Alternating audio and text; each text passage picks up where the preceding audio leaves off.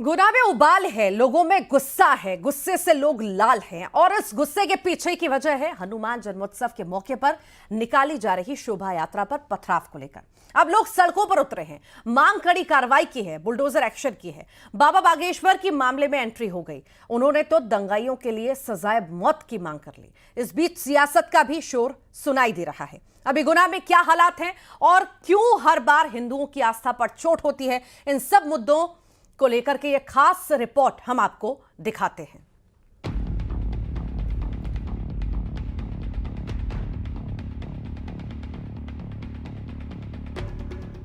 गुस्सा, क्रोध, विरोध या आक्रोश, हिंदूवादी संगठनों के इस प्रदर्शन को आप जो नाम देना चाहें दे सकते हैं, क्योंकि ये उबाल उस सोच के खिलाफ है जिसमें छतों से नफरत के पत्थर बरसते हैं। ये उबाल नियत में उस खोट के खिलाफ है जिसमें आस्था पर चोट होती है। ये उबाल इसलिए है क्योंकि एक बार फिर गुनाह हुआ है, गुनाह पत्थरबाजी का, और वो भी हनुमान जन्मोत्सव पर निकल रहे जुलूस पर। और ये पत्थर सिर्फ जुलूस पर नहीं बरसे, ये पत्थर बरसे हैं लोगों की श्रद्धा पर। लिहाजा अब लोगों की पुकार है कि दंगाइयों पर कड़ा प्रहार हो, पूरा हिसाब हो और बुलडोजर वाली दवाई से इलाज हो। हनुमान जयंती के दिन हनुमान जी की शोभा यात्रा पर जो जिहादियों ने पत्थरबाजी की है वो बहुत हिंदू समाज के लिए एक निंदनीय विषय है। इसके बाद इन पे पुलिस प्रशासन से मांगे, मुख्यमंत्री महोदय से मांगे कि इनके खिलाफ 2000 कार्रवाई होनी चाहिए। हिंदुओं की शोभा यात्रा पर पत्थरबाजी के खिलाफ लोगों में उबाल है और बाबा बागेश्वर भी लाल है। पंडित धीरेन्द्र शास्त्री इस कदर भड़क गए कि उन्होंने तो गुना हिंसा के आरोपियों के लिए फांसी की मांग कर डाली है। किसी के भी आस्था पर पत्थर फेंकना इस बात से दर्शाता है कि ना तो वो मनुष्य कहलाने लायक है, ना वो जीने लायक है। उनको तो भारत सरकार को फांसी की सजा देवे। ऐसे लोगों को कोई भी होवे, किसी भी सनातन परंपरा का होवे। गुना की घटना पर सियासत का पारा भी चढ़ा हुआ है।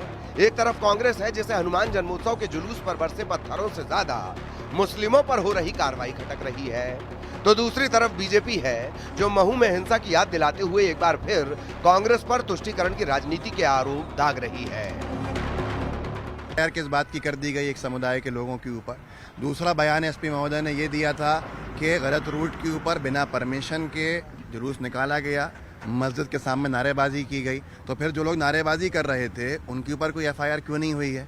ये भेदभाव से भरी कार्यवाही, ये कार्यवाही झूठी है, दबाव में की गई है। ये एसपी महोदय का पहले बयान जो था वो गलत। जब महू में घटना हुई थी तब कांग्रेस विभाग के मीडिया विभाग के अध्यक्ष का कहना था कि आखिर उस रास्ते पर जुलूस निकालना क्यों, और अब आप उनके प्रवक्ता कह रहे हैं कि साहब गलत रूट पर यात्राएं निकाली जा रही हैं और नारे लगाए जा रहे हैं।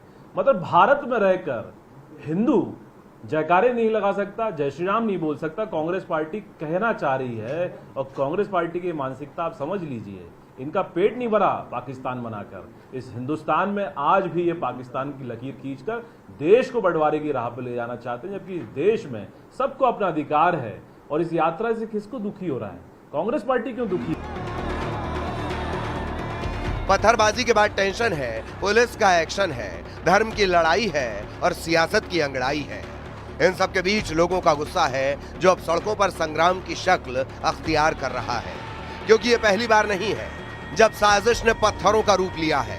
चाहे खरगोन में रामनवमी के जुलूस में पत्थरबाजी हो, या चैंपियंस ट्रॉफी में जीत के बाद महू में हिंसा की घटना हो, या अब गुना में हनुमान जन्मोत्सव के मौके पर निकल रही यात्रा पर पथराव की बात हो, हर घटना में पीड़ित हिंदू ही है।